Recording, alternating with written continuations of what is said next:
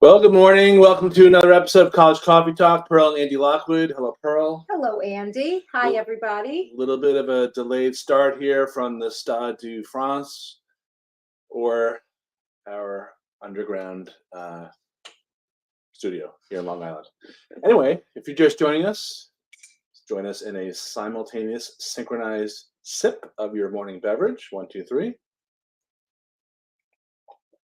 It's a nice little tradition that we have here, possibly shared by nobody, but it's fun for us to do it. Hoping everybody. It's fun for us to imagine that you're actually joining us. Nice cappuccino today. Thanks. Very nice. Nice job.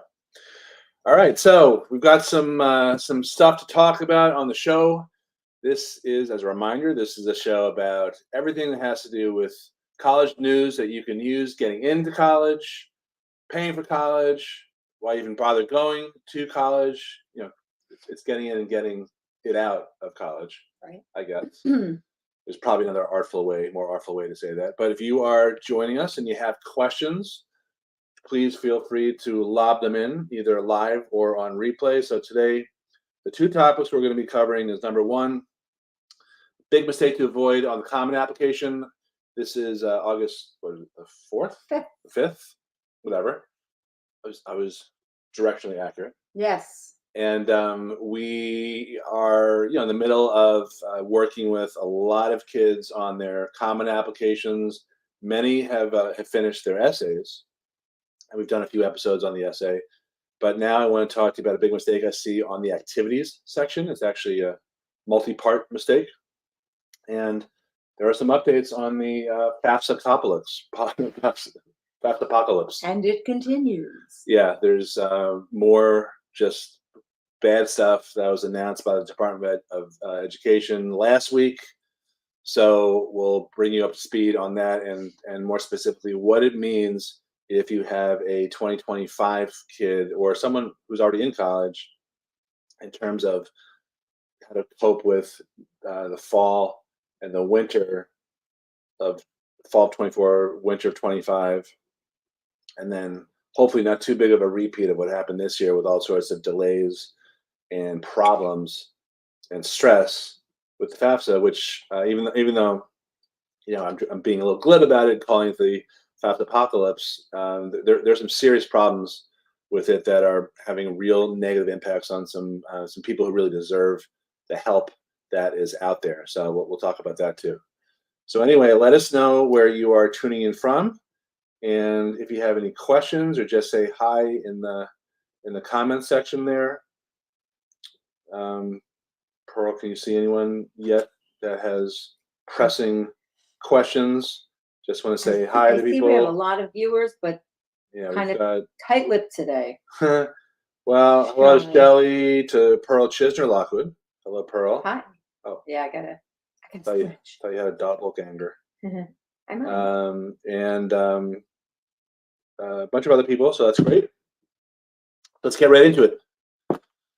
So let's talk about the big mistake on the activity section of the Common Application. So just as a little bit of an overview or summary of what I'm actually talking about.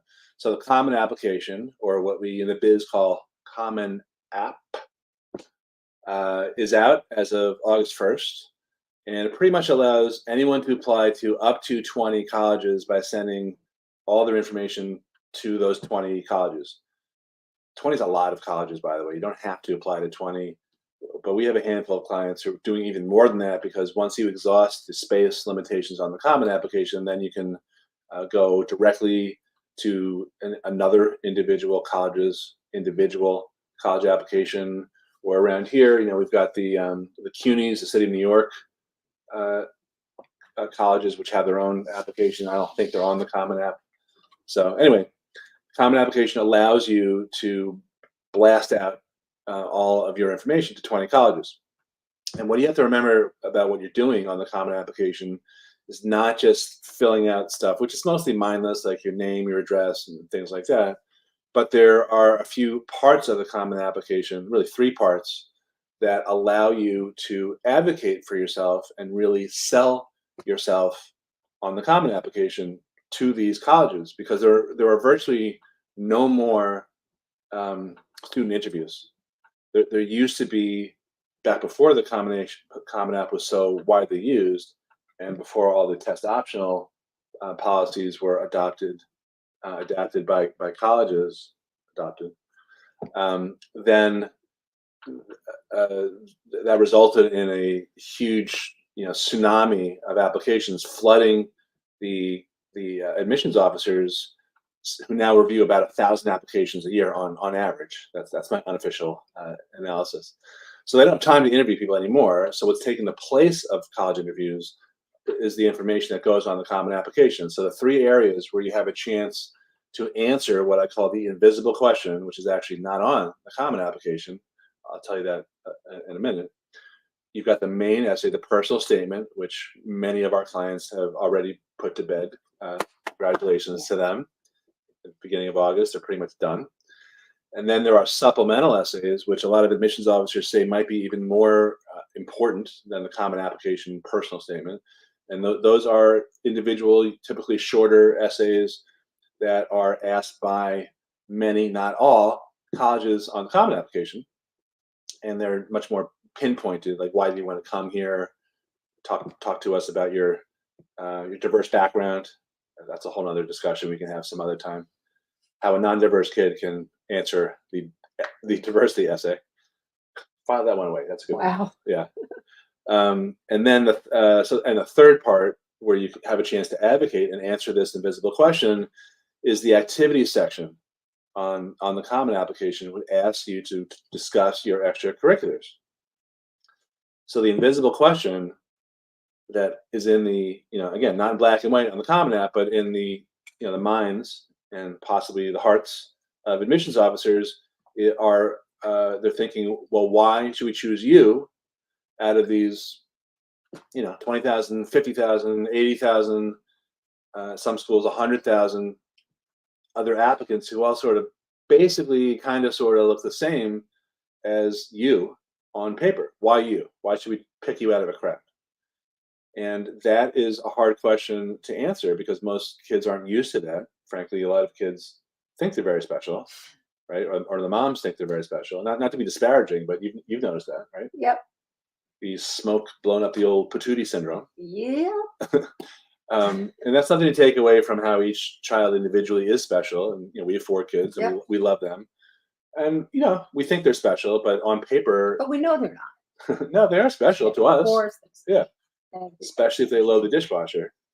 But when you're throwing your hat in the ring and you're going up against elite students from high school who are gunning for top colleges, you've got to take a different perspective, a 30,000-foot view, and try to look at yourself objectively and think about, okay, well, how am I going to stand out? What's the value that I can bring to this campus? Because that's what admissions officers really care about.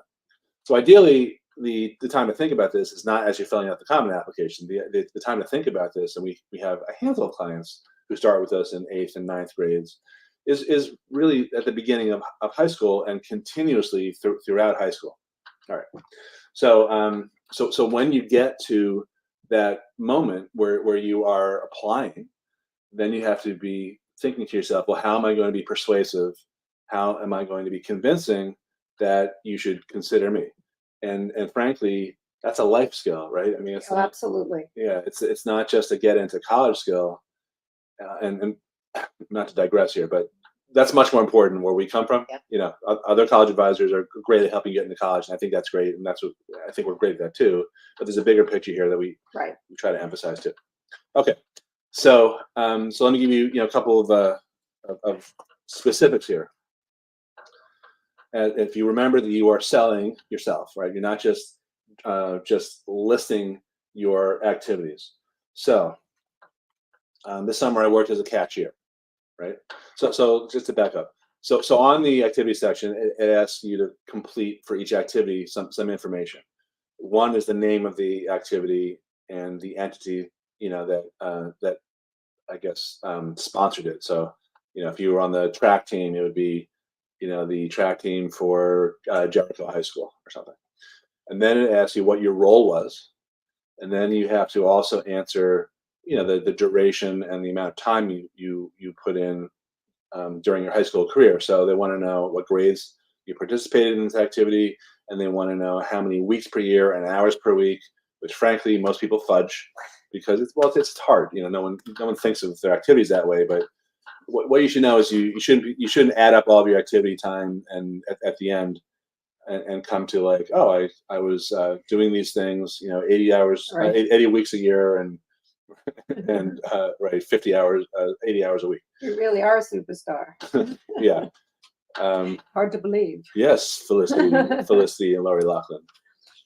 Felicity Huffman, Lori Loughlin. So, but then there's the description, and that's what I want to focus on. So a cashier is different than my duties and responsibilities included settling daily transactions of $2,000, ensuring customer satisfaction, keeping a clean work area, opening and closing the store, resolving customer complaints. You see how one is more about your responsibilities and your value, your ability and your maturity, whereas the other one is just like, I was a cashier, right?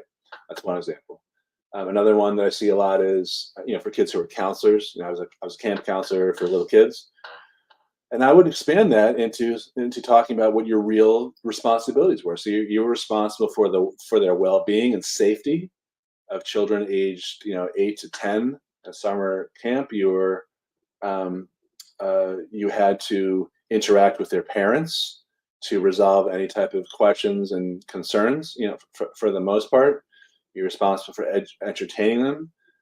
If you were some sort of like sports coach, you didn't just teach them skills of soccer or basketball. You taught them about sportsmanship and being a good teammate and competing.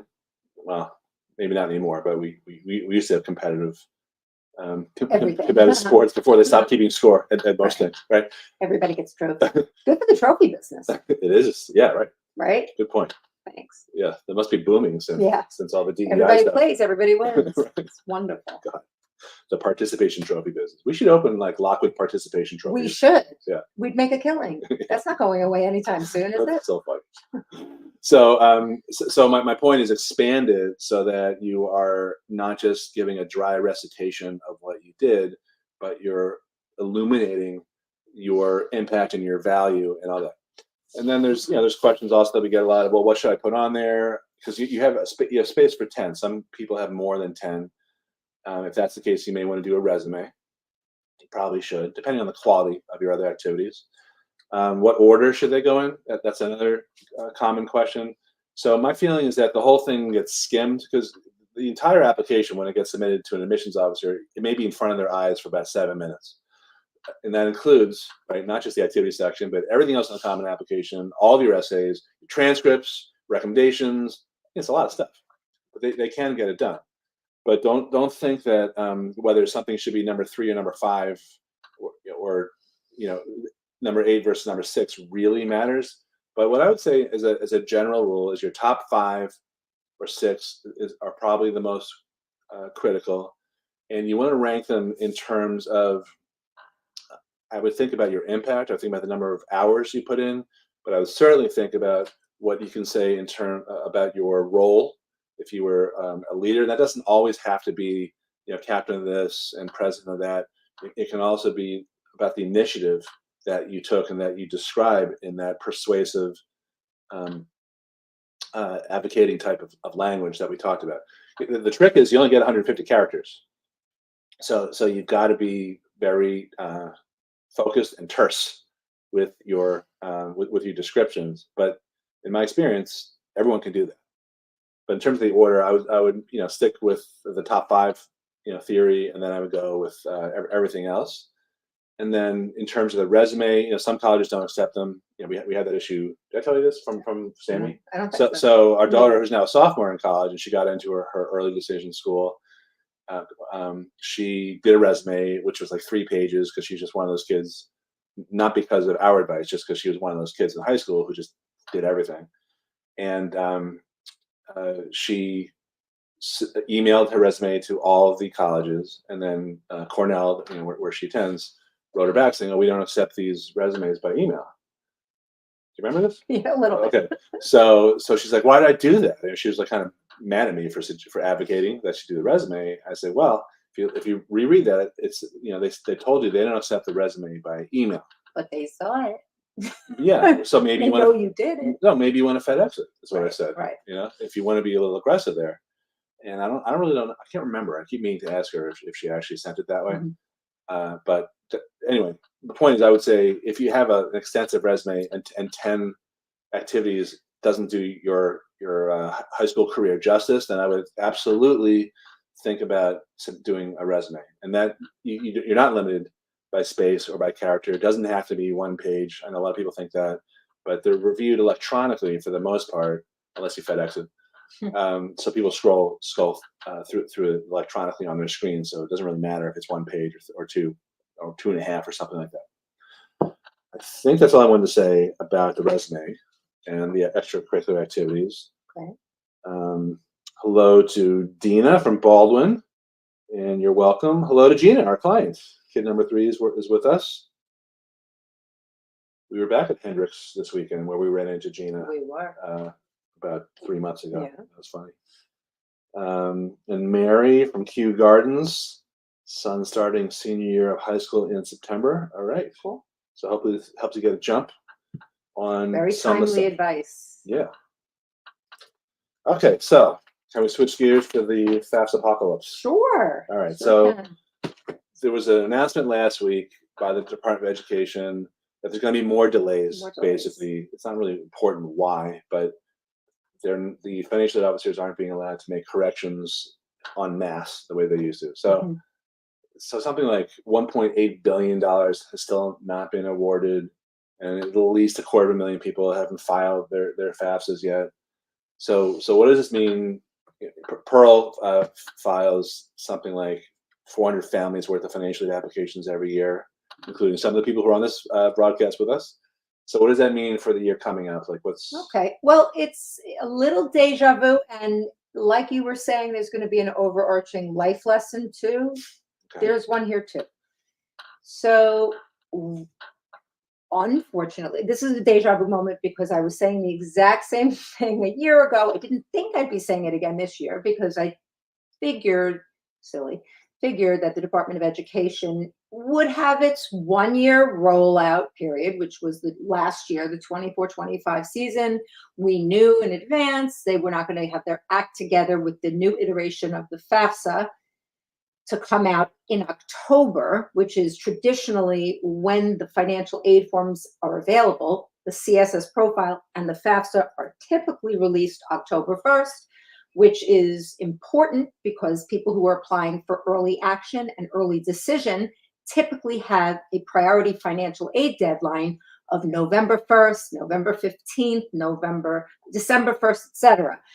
The reason is so that the financial aid forms go in with the early action and early decision applications with the idea that when their admissions decision comes back, be it the end of December or the end of January, a financial aid package will accompany that decision some days or a couple of weeks thereafter so that that student could make a thoughtful decision about the school that they've been admitted to. Well, they didn't get their act together. It was just a grind and a struggle of multiple reasons of every kind, from just inability to see the information that's transferred to University of Michigan, for example, the code for the school was wrong. So everybody who goes to the University of Michigan had to redo and submit a different school code. Such I think they crazy said stuff. 30% of FAFSAs had mistakes. Right. 30. So millions. in any case, there was a lot of triage this past year in terms of schools had to, on the fly in real time, do some workarounds. There were some schools that ordinarily don't require the CSS profile, an additional, more intense financial aid form, required it this year in order to get the information that they couldn't otherwise get from the FAFSA. Which by the way, never had problems. Right. It's never a So problem. It's owned interestingly- by a private company. Right. Whatever. Interestingly, the FAFSA is the government form, and it's much shorter.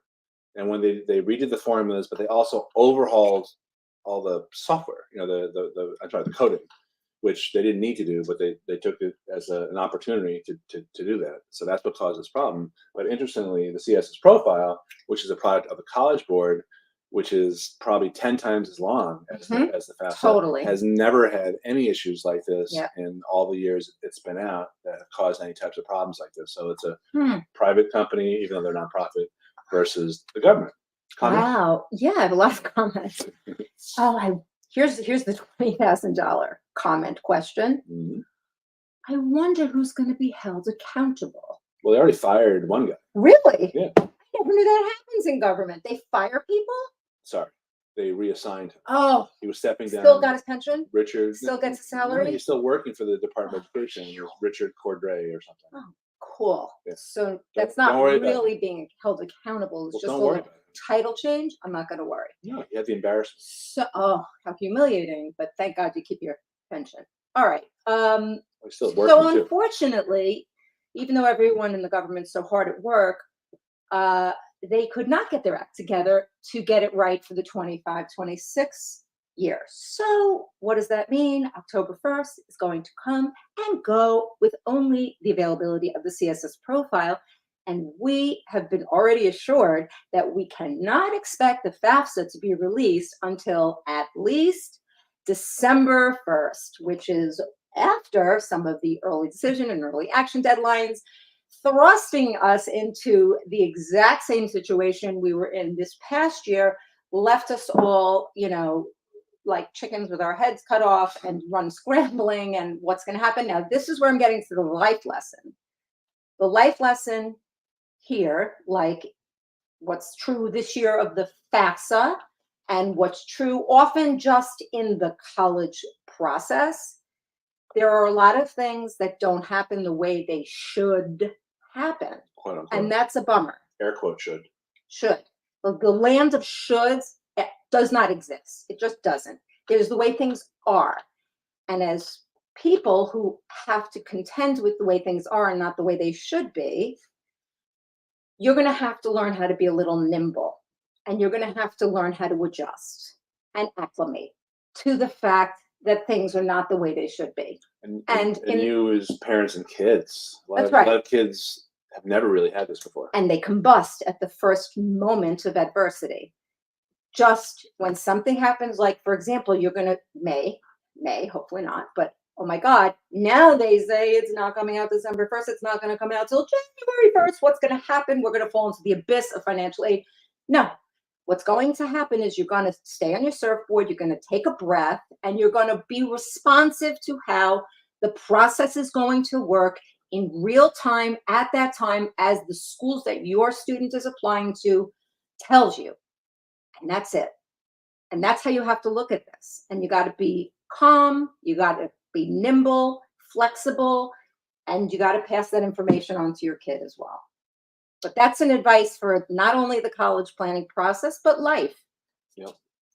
It's an important skill. It's simple advice, but hard to follow. Yep. It's difficult. All right, we have time for one question because we got a late jump today.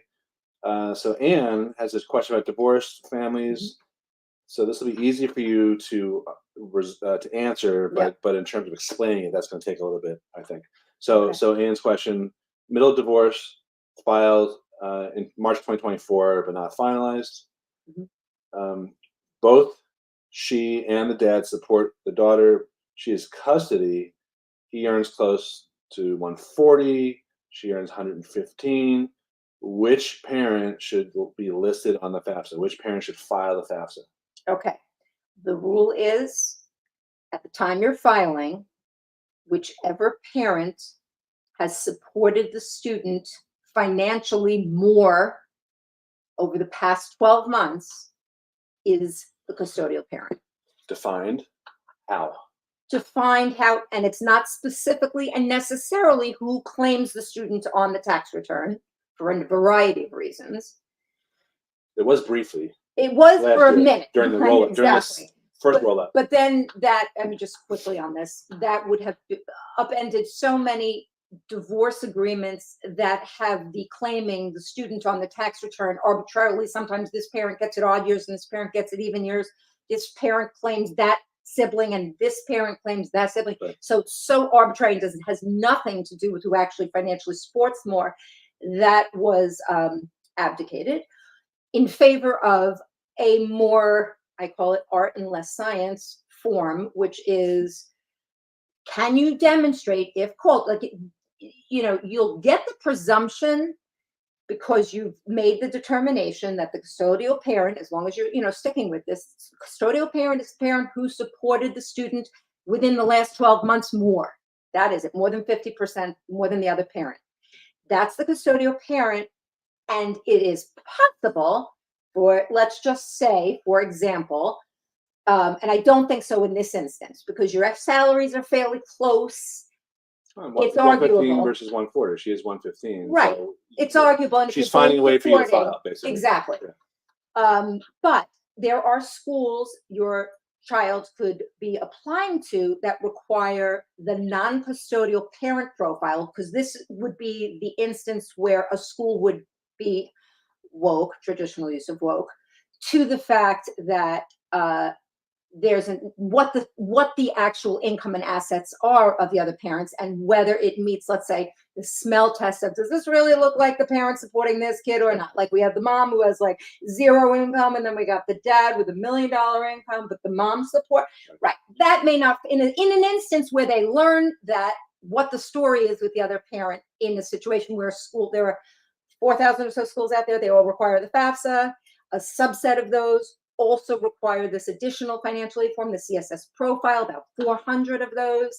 And then a subset of those 400 CSS profile requiring schools will require the income and asset information completely of the non-custodial parent too. So I'm talking about that situation where they will learn that. And in that instance, if it really doesn't make sense, they may question the choice of the custodial parent and ask you to defend it a little bit. And then they still may go with what you've said, as long as it's defensible. But in your case, just based on this little bit of information, if it's basically 50-50 and your salaries, you know, are arguably not super disparate, but it really, I don't want anyone to be the focus to be on the salary. It isn't. It is truly the parent who supported more than the other in the 12 months prior to your filing it. That's it. That was all one breath, ladies and gentlemen. All right, 2 more quick questions. These are easy. I can take these. Mary, it might be a silly question. Is there an alternative to FAFSA or a workaround? You have to go, well, the alternative is don't apply for aid, because you have to follow the college's rules. So but it's like lottery, you got to be in it to win it. Yeah, it's not a good alternative. No. That's the only way. And often you will not be considered for even merit awards if you do not fill out the financial aid forms at particular schools. Which I'm sure is not a coincidence that you tied that into Jaime's question. How does merit scholarship tie into FAFSA? I didn't even see it. You're just so psychic. So the short answer is it's not every college that follows the practice that Pearl just mentioned, which is requiring a FAFSA and any other forms in order to be considered for merit aid. So you should just have it in your mind to file the FAFSA and whatever else they require in order to be considered for any type of money, including merit. But for the most part, they're not looking at your income or any type of quantitative factors to determine whether you're eligible for merit aid. Merit aid is really a function of, are you applying to schools that offer merit, and how does your son or daughter stack up compared to their competitors? That's it. But you may have to file the FAFSA, like Pearl said. Yeah. Around here, NYU. right? Fordham. Yeah. Yeah, and then I think all of the colleges in Massachusetts, the state universities, Tennessee, Florida, maybe. Here's the other thing I'll share. Everything in education and with these schools changes frequently, and what they require one year may be completely different as to what they are going to require the next year. So you need to really be on top of the schools you're applying to and what those schools require. And you got to go to the horse's mouth. You got to go to the school's own website to see what they need in the year that you need it. Yeah, that's a really good point, because we're in a state of flux because of all the problems with financial aid, with the government financial aid programs. So colleges Oh, yeah. are responding in a variety of ways, and one of them is by requesting additional information that they hadn't required in the past. That's right. Some schools, once you're in there in that first year, you provided less information as your child advances in their educational path. But it does vary from school to school, and like Pearl just said, it changes constantly. The only thing constant is change. That's true. There's a French saying for that. Yeah. Which goes a little something like, yeah. Yeah. Can't remember. Oh, come on. I honestly don't remember. Give it No. So on that note, that's my tie into the Olympics, because they're in France. Oh, Thank you. maybe. Yeah, magnifique. Thanks for joining us. Sorry about the late start today, but we had some weird glitch that we fixed. It's part of the life lesson. Yeah, Don't panic. I was bummed out, but Yeah. we fixed it. So we enjoy doing this. Thank you for participating. If you're listening to this on our podcast or on YouTube channel, please subscribe. Please like whatever you do. Yeah. Review it, please. And we please appreciate let it. us know what topics you want to hear Yes. about. We would love to let you know, educate you about things you're interested in. So if you come up with questions or concepts that you want to talk about further, put it in our chat and we'll take a look and maybe bring it up next week. Yeah, this doesn't have to be just what we think you should know. That's a big chunk, but we want to answer your questions too, just like you guys who asked questions today. So that was great. Yeah. All right, have a great week. Bye.